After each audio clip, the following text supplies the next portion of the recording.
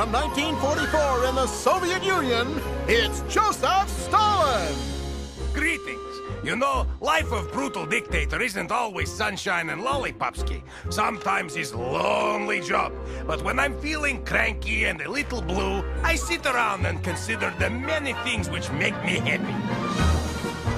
Creating terror with government urges, acting out all of his monstrous urges, Big Brother plots that would make Orwell blush. These are the things that sure give me a rush. Spying on Lenin and murdering Trotsky, vexing the West with his communist plotsky, turning your dreams into scary nightmares. That is the way I forget all my cares.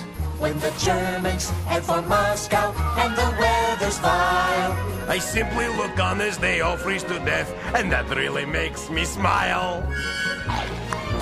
feasting like Ivan while serfs live on rations, covering dozens of satellite nations, Starting my own personality cult.